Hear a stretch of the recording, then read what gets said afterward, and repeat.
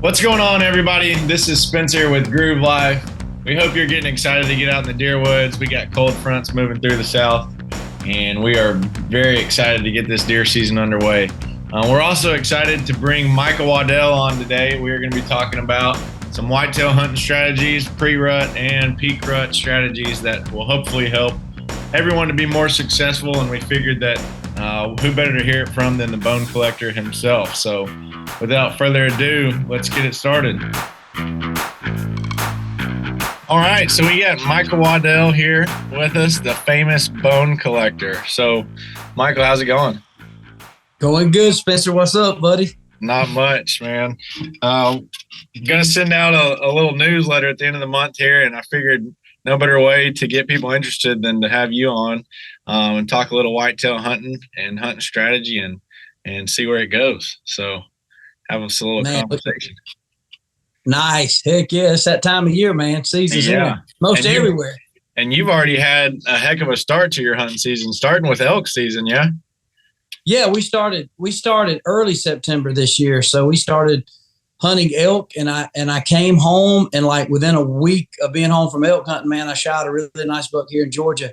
You know, obviously early season, but so obviously getting into October, man, we're just now getting to where the rut's getting ready to start rolling here soon. Buck's starting to cruise, but man, it's probably as good a September as we've had in a long time, man. Just everything was lining up perfect. Yeah, tell me a little bit about that. So you had an awesome elk season. I actually just got back from Colorado too.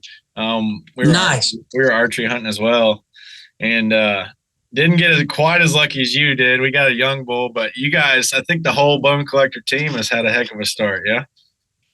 Oh, no doubt, man. And actually in Utah, I shot me a nice little young meat bull myself, man. And we had hunted hard up there. Actually got one with my bow the last morning. I mean, it was time to go. I was flying out. I had to be out of the lodge at, 12. And so I shot this bull like at 9 o'clock. So obviously I missed that flight, but it was worth it. But yeah, man, it's been good. And then I went to Oregon, had a nice hunt there, got a really nice bull there, really big bull. And then it was cool because we had Blake Shelton was in camp. He got a really nice 6x6 too in Oregon. Clint Boyer, the ex-NASCAR driver who's doing all the announcing for Fox right now on the NASCAR series. Yeah. He had a chance to shoot at some bulls, man. But as you know, man, them jokers get you fired up, nervous. But they were working to a call good. The last couple of days, man, we was in Oregon. It seemed like every time we'd hear a bull bugle, they were coming to a cow call. So it was just phenomenal there at the end. Yeah, that's awesome. We had similar and on both ends. I shot a nice meat bull, and then my roommate, his first ever elk hunt, bugled in a bull, actually a huge bull to about 8 yards in some dark timber. Nice. And he stuck one in a tree at 8 yards and missed. And I walked up there, and he couldn't even speak English. He was so shooken up. So it was hilarious to see, and he still doesn't know what happened. But anyway, well, yeah, if you're anything like me, you were watching your whitetail cameras the whole time you were chasing elk, and it sounds like it may have paid off for you. Dude, it was, man. The elk, during the elk hunt, man, I get to the top of the mountains where I had service, and you're right. First thing I do is check my cameras. Definitely. And some of the same deer that we had was hitting. And actually that early season, a lot of those deer become pretty regular. And we're hitting pretty good. And I had some food plots in early, and then Georgia's a legal state to bait.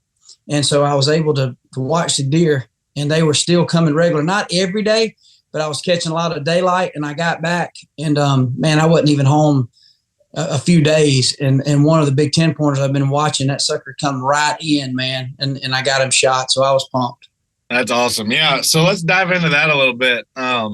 Especially in today's day and world, there's a lot of drama back and forth between baiting and not baiting, and food plots versus not food plotting. So give us kind of your 2 cents on that. I know we talked back in turkey season about kind of the average hunter and maximizing their ability to harvest, that may not get to hunt but a few days a year. Mm-hmm. So let's talk about that real quick. Yeah. First of all, my number one goal is to fight for the hunters. And that means all the hunters. I mean, everybody has a different take on how they want to do it. We were turkey hunting, we were talking about the different tactics used to bag a gobbler.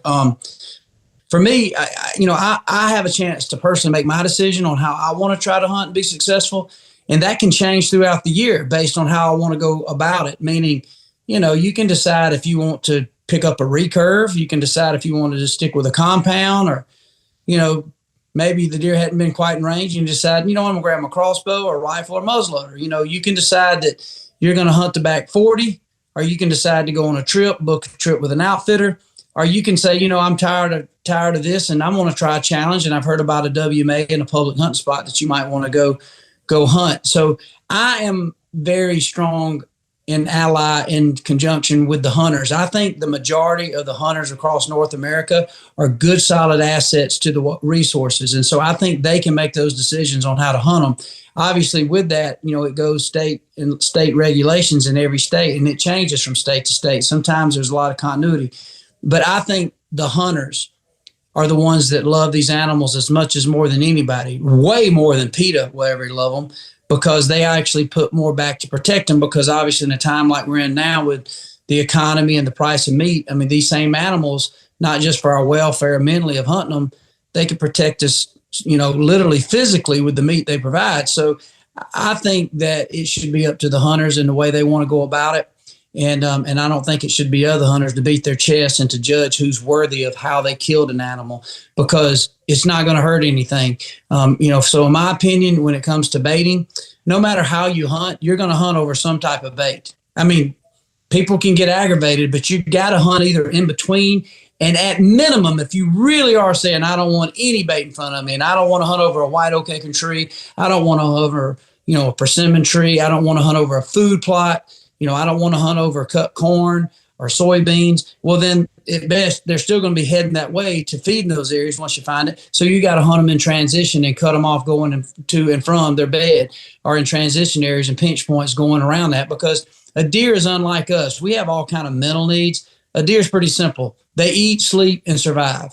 And then things start changing around November, or depending what state you live in. Texas might be December, might be January, February. In Alabama, depends on where you're at. Then they think eat, sleep. Oh, wait a minute, breed. Yep. And so really the only thing that gets a deer out of his bed to move around is breeding and eating. So early season and during that October lull, if you what you want to call it, you're going to be hunting some type of food source. So in my personal opinion, however you got the bait or where you got the bait, you're going to be hunting some type of bait. You got to use it to find out where they feed, because the deer is going to eat. So for me, I don't care if that bait's artificial or not. Well, people are like, well, man ain't, good enough to go find his own deer bait, then a natural he shouldn't hunt. Well, I mean, go tell that to a guy who hunts in Georgia and he's got 100 acres of planted pines. Yeah. All right. Well, he really has no food source. He has some bedding areas. So can he get a deer in transition? Or go tell that to a single mom who's trying to raise a kid that maybe father ain't around. Maybe the father lost his life in a war or whatever it might be, and she's trying to carry on tradition, knows nothing about it. At least if she's got 100 acres or 50 acres or 20 acres of planted pine, she can put out some type of bait. Because when we talk about food plots and we talk about finding different, assets out there, if they're there, they're pretty easy to find. I don't think any solid hunter struggles if those white oak acorn trees are available, or persimmon trees or fruit trees, soft mass, hard mass trees available, they can find them. But those who maybe have just those planted pines, and let's just say they're in a state that they can't legally bait, well, you can't do it, but they still can go in and put a food plot. So that means you can have some type of artificial bait if you have, 20, 30,000, maybe a $60,000 tractor, a way to clear this land, a way to fertilize this land, plow it, till it, and plant it. And guess what you're doing? You're hunting over an artificial farm field that was there for the deer. So I would argue to the point, outside of a shit pile of money, what changed the aspect of it being bait versus a, $8 bag of corn or $8, bag of Big and J. So the point is, we can get macho and we can think we're special because we did it over a food plot, or we can think we're special because we found a white oak acorn tree.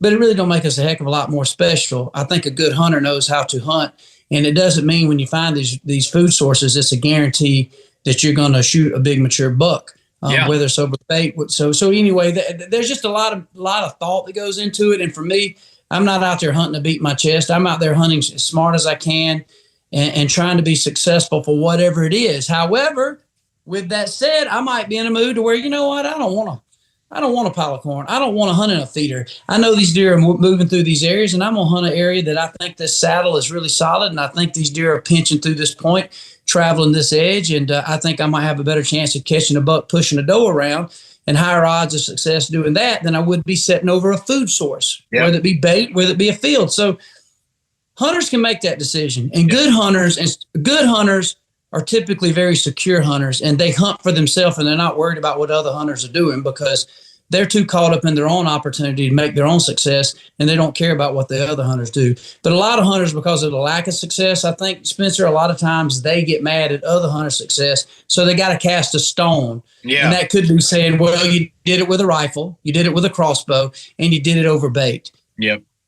Okay. And I think that's what's wrong with the hunting community today. It's just, like you said, everybody's beating their chest. People are hunting for pictures and hunting for bragging rights, and they're not hunting to enjoy being out there and be all right with not killing anything, or be all right with killing a young buck because it got you excited. And I think that you've done a great job as an ambassador of the sport to kind of push back toward that, not trophy hunting. If that's what gets you motivated is the picture, well, so be it. But don't, like you said, cast a stone at somebody who might enjoy shooting a young 8-point because that's what they had an opportunity at.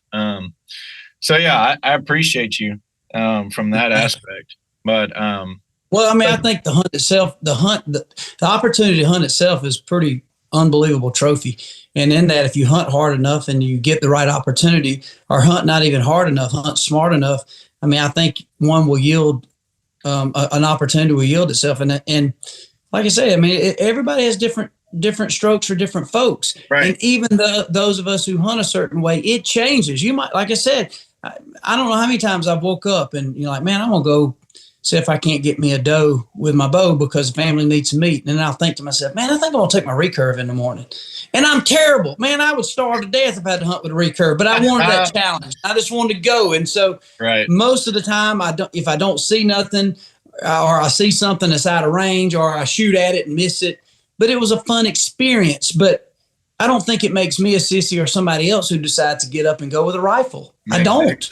I don't. I think it was just your prerogative. And unfortunately, I think that's the problem. Everybody tries to force their prerogative down everyone's throat. And if they live within their own means and to their own goals, and then, yes, if you want to try to say these goals that I'm setting and starting to achieve, you wouldn't believe how rewarding they are when we get to it. Now go sell that with love, not hate.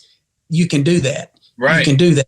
And I think that's a smart way to go about it. If you found something that's pretty magical in your hunting technique, like recurve, like hunting over no bait whatsoever, or maybe hunting over no type of food source, share that and share it with love, that experience and that feeling.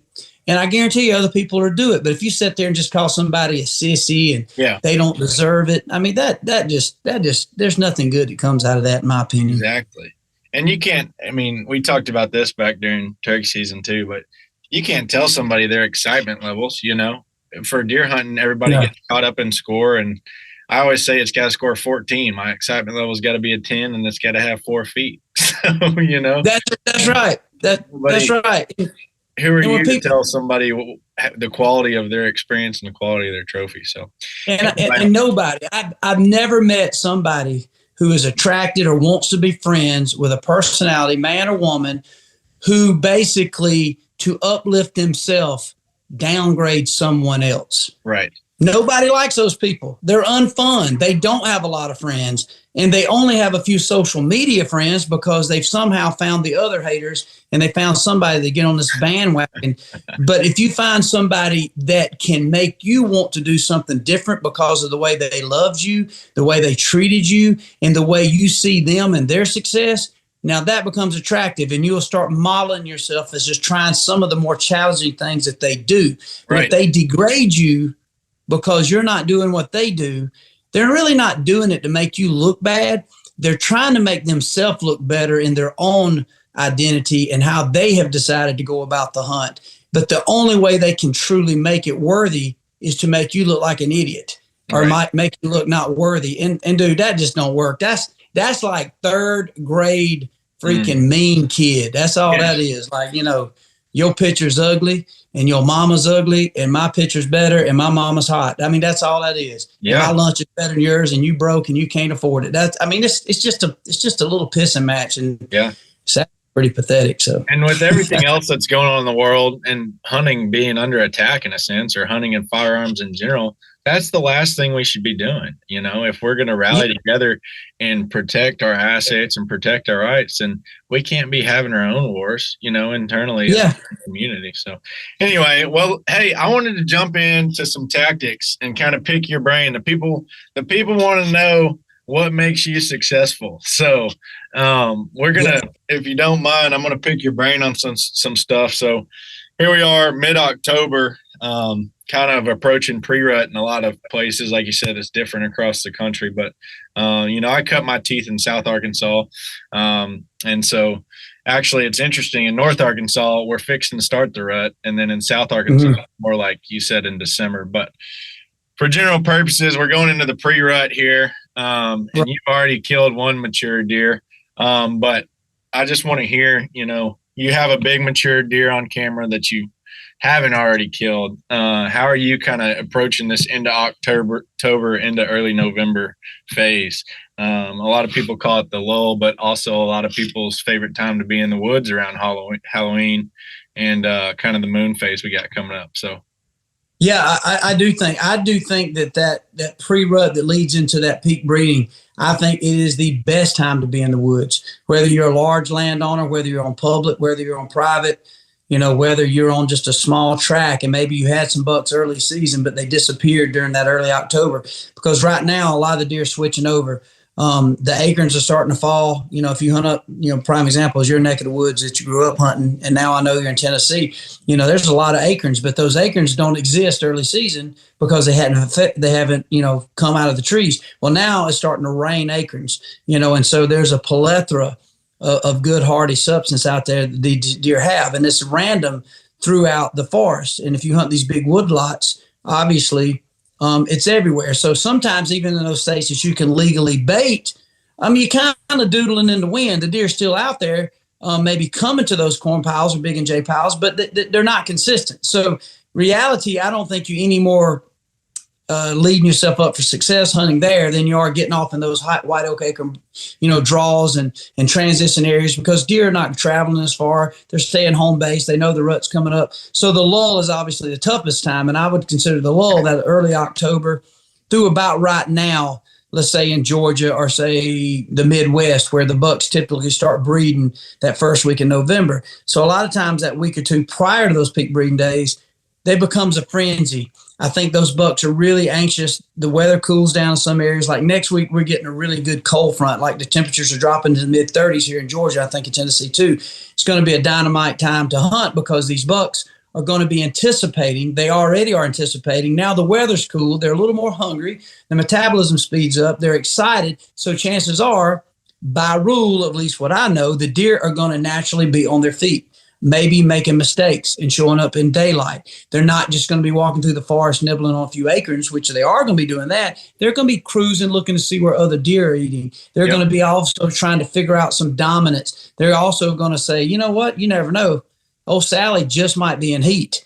Deep down, a lot of these mature bucks know they're not, but they can't help it. They cannot help themselves, and they have to check it out. Most of this activity is done at night, but that week leading up to prior to the peak breeding is phenomenal, because these bucks, even the mature ones, want to cut these does. They want to cut them out of the herd, so they'll have opportunity, like a cutting horse, to cut that cattle out of the herd. And so they want first opportunity to lay the stake down to the first doe that comes in heat. So it becomes a frenzy. Now, if I go ahead and talk straight into the rut, a lot of people love the rut because obviously they're breeding. However, what goes against you is just what I said. They are breeding. And so what happens is, a lot of times the big mature bucks, a lot of times these target bucks, they will real early into the breeding days, these peak breeding days. And what I mean by that, a lot of these does, basically the high percentage of these does will be bred within a certain day or two. Let's just say it's November 5th and 6th. Let's say that's in Iowa. Or let's say that could be Georgia. If all your peak breeding is done in the 5th and 6th. Well, typically 10 days prior to that or 7 days prior to that can be phenomenal. That day of the 5th and 6th, you would think would be your peak days to hunt. They're actually not, because most of the time those bucks are cut down with those does. They're not going back to the food plots. They're cut into a weird spot. That's when you're riding down the highway and you look over an edge of the road and you'll see a buck right up against the neighborhood fence, or you might see him right on the freeway out in an open field, and it's just a buck sitting there tending the doe. It looks just like a cutting horse on the PBR rodeo. He does not want that to come back. It's just like, it's kind of like, this might be not the best analogy, but it's kind of like when you're young or maybe old and you're going to the bar. I mean, and you're a girl's looking to meet a guy, maybe to show him how to two-step, maybe they want to have a fun time and just party all night. Well, once you find this girl and she's attractive and she's pretty and vice versa, I mean, you don't continue the next 4 nights, take her to that same bar. I mean, you might take her home to mama. You might want to go to Applebee's, man, and get you a freaking, steak and shake. I don't know. But you're not taking her back to the same party environment when you got all these other cowboys that could be better looking than you. They could be stronger than you. Yeah. And then you might just lose her. You might just lose her to a fist fight. I mean, literally, and these deer are not like us. We at least think about that. That can happen in the real world with man and woman. That really happens. The fights break out, manipulation. These players are spitting game. Dude just flexed up a little bit. Little chubby guy's got a better joke and he's a better dancer than you. And he takes your freaking woman. You think, why did I go back to the dance club? Why didn't I just take her to my cousin Eddie's and go to the bonfire, man? What was I thinking?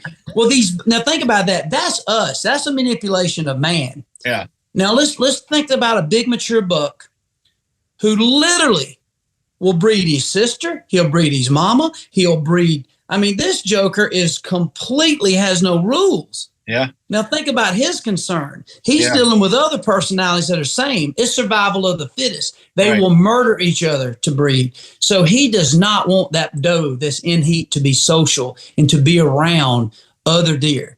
Yeah. He is a selfish, crude dog. Mm-hmm. So that's just the way it is. They don't have social media. It's not like, all of a sudden, Billy Joe Buck is going to post a picture of Sambo, the biggest buck in the property. Like, man, I got rumor. I'm telling you right now, he bred his sister last night. They don't care about social. I mean, they don't have any restraints. Yeah. Nothing. Yeah. So, I mean, when you start thinking about it deep like that, you're talking about something that's pretty deep.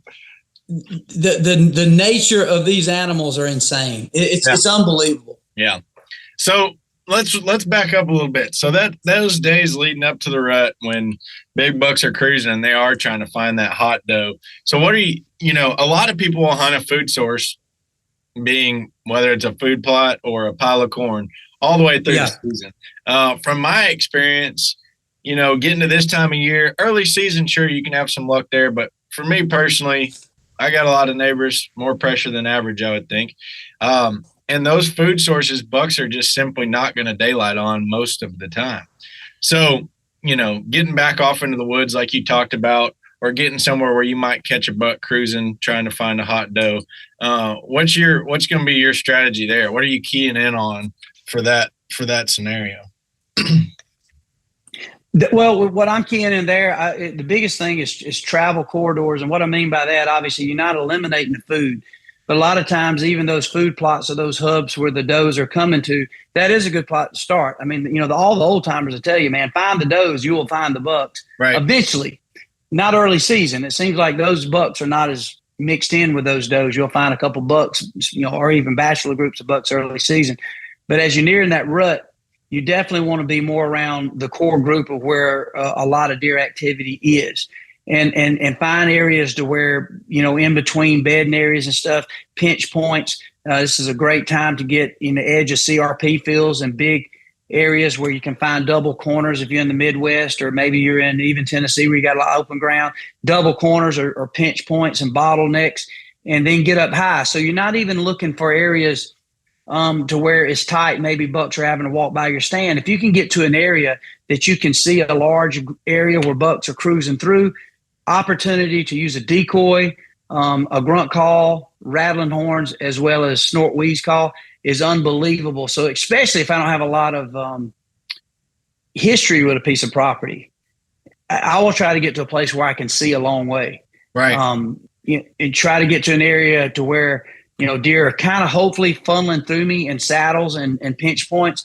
But if I can just see a buck and I got the wind right and he's cruising, and you'll know the sign, he's not eating. He's literally got his nose in the wind and he's just walking at a steady clip and he's looking. He's stopping, looking, and he's just walking. He is just cruising. That buck right there might go 2 miles straight before he even stops walking. Yep. He is nothing but looking and trying to use his nose to smell that first deer. He's walking around checking every doe. He's walking through the beds. He's up at daylight. He's doing things. And so if you can have him lonely walking like that and catch him, a grunt call, sometimes that joker might be 300 yards. He might be standing under your stand with the right wind. So early mornings are good for that. So I'm just looking for really a hub of activity and trying to get to a place where I can visibly see deer. That's typically a tip I use, or a tactic I use, especially, like here on my farm in Georgia, man, I've hunted it for years, so I know it. So I just kind of know where these areas are. Like I just know there's stands already in place, man. I can just go crawl in them. And I know that week, that last week in October, if the weather's a cooling deer on their feet, there's a good chance I'm going to see a good buck. I mean, but if I don't know the area, I just get to where I can see a long ways. Right. So let's talk about that. So you see a buck cruising, and you got your wind right. What's your approach to get him closer? First thing I do, if the wind's right and he's cruising, and I know and I've identified that that's exactly what he's doing, I start with a grunt, a simple grunt, and then check his temperature. A lot of times they'll look, and a lot of times if he is really on fire, that's all it takes. He's there. He's coming. Always realize it's going to be just like calling coyotes. They're going to come to that downwind side. That's why I think this tactic works better in the mornings, because typically you got a lot of thermal lift, and you don't have to worry about the wind as much on those cold, crispy mornings. But if the grunt don't stop him, maybe he's interested, I'll get more aggressive with the grunt. And then the next thing I do is snort wheeze. And a lot of times I think, my personal opinion, the snort wheeze is the strongest, most effective call to make a buck turn and just come in. That's like us getting the middle finger in our own yard. You're walking out to the side of the road because you just don't cuss me on my own ground. You just don't cuss me in my own house. Right. And you're going to, it don't mean you're going to fight. It means I'm coming to see who this punk is. Right. And so a lot of times that's what he is. At that point, he don't know, he hasn't identified who this intruder is. He don't know if it's some scrawny buck he can whoop, or if it's Arnold Schwarzenegger that's going to be just hulk of a buck that could just not have any intentions. And that's why he's coming and trying to smell, because unlike us, we recognize each other's voice, we recognize each other's facial features, and as we get close to a scenario, we'll know that, oh man, that's Spencer. Oh, that's my buddy Joe. Oh, that's Sarah he's with. You kind of know, but not knowing, they identify more with smell than they do anything. And so if you can get them in range before they can get to where that smell would be coming from, which is where this call is originating, you're going to get a shot. And a lot of times that shot can be 10 yards, 5 yards. They'll come right to the tree. So it's a deadly tactic. Absolutely. And if you can get in their house and make them angry, you're just go through the roof. But So let's get into private versus public land hunting. Like we were saying earlier, not everybody's got access to prime private ground. So give us kind of your thoughts on private versus public. Yeah, I will. As a matter of fact, I mean, that's a good question, because I think hunting public ground is more popular now as it's ever been. Actually, I think it's actually been a topic that's come up, that's been advertised. I don't think before a lot of the public ground had the opportunity to be presented, because I think, if you want to ask me, all the public ground I'd hunted, man, I didn't tell nobody about it, because there wasn't a lot of people out there. It was like hidden secret. All my biggest elk have all come from public ground. Some of my best turkey hunting has been on public ground. So absolutely. Yes, I would call me a little bit of a jerk in that, because why would I sit here if millions of people are watching and say, man, it's this WMA, man, it's this place in Arizona. Now, we started doing a lot more of it, but we never were the ones out there like, dude, man, I'm hunting public out here with the public, and trying to make it like it's so much more of a challenge. Wearing it as a badge. We wasn't wearing it as a badge. As a matter of fact, we were wearing it as a secret that was blowing our mind. Like, I remember a place we used to hunt public in Iowa, Spencer. Matter of fact, I can say it now because it's history.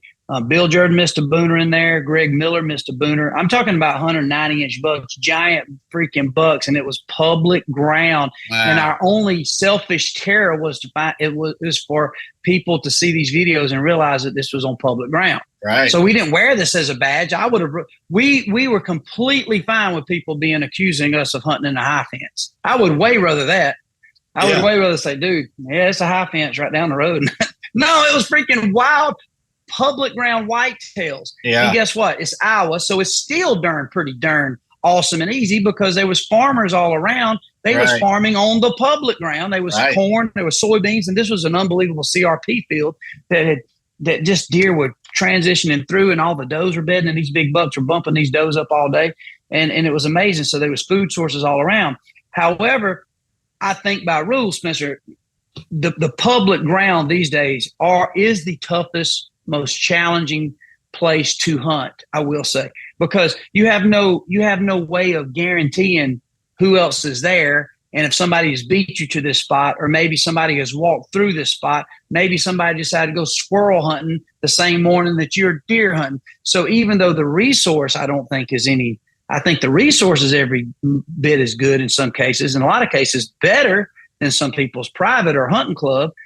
I think you don't have as much control over it. So I think public hunting is very similar to a guy in Georgia, Alabama, even Arkansas, that's maybe hunting a piece of timber ground, and it's maybe 500 acres and there's 10 members. Yeah. The diehard public guy said, well, you're hunting private ground, you're hunting a club. Well, I would argue the fact that 10 member, 500 acre, 400 acre, there is no strategy in hunting one. You just, everybody goes to a stand in the area. You go to the boat seat. I'll go to the platform stand. You go down here to the stadium stand. I'm going to go to Hollow 1. We're going to send Joe to Hollow 2. And maybe there's a beagle that was hunting rabbits a couple of days earlier that'll run a deer around. And maybe when you get to your stand early, it will push the deer to me. I mean, it's just a hodgepodge of it's a glorified deer drive in a lot of cases. However, what I will say, here's another thing I do hate, Spencer. A lot of times you'll post a deer like, well, it must be nice. That's a farm deer. That's a private land farm deer. That ain't hunting. That ain't a challenge. I'm going to tell you something, man. Ain't nobody out there listening to this ever seen me go out redneck me. Yeah. And what I mean by that, I done hunted everywhere. I done been broke as a Chinaman working on the railroad. I've had nothing, and I've had it all. I've been blessed. I've made money. I've been broke. I've hunted public. I've hunted with recurve. I've hunted with compound. I've hunted with rifles, 30-06. I've dog hunted. I've done it all. Yep. The most challenging thing I've ever did in my life in hunting, I will tell you what it is. It was finally owning a farm that had a farm deer on it. Yeah. If you only know how leveraged I am at the bank, if you only know how much money I put into skid steers, into tractors, into food plots, into extra labor, into fertilizer, into corn, into feeders. And this is the guy who works in the industry now. So I get a lot of good deals, and some of this stuff I get free. Right. The biggest challenge any man, I don't care hot rednecks listening to this. I don't care who the guy is. He might be the biggest diehard public ground hunter on earth. And I'm going to tell you what his dream is: to own a farm. Yeah. To own a farm. And if he says he ain't, he's lying. So I could have saved a lot of money and said, I'm just going to be the best public ground hunter on earth. I could have spent a lot less money. It would have been less of a challenge than to figure out how to own 560 acres over here in Harris County, Georgia. Yeah. So the biggest challenge any hunter will have is to work his butt off in the American way and to go to the bank and with interest rates like they are and say, I'm going to sign up for this $2,000 an acre or $4,500 an acre or $6,000 an acre, depending on what you buy. And I'm going to hope I can figure out how to borrow a tractor, and I'm going to put me some feeders, and we'll get me some stands. Maybe if I'm lucky, I'll get me a redneck blind or two, and I'm going to put some food plots, and I'm going to set my place up like the Drurys. Well, that's great. I think that's all I really got. All right, everybody. Unfortunately, we had some technical difficulties with our recording, but I hope that you enjoyed it. Thank you for joining us, and keep grooving.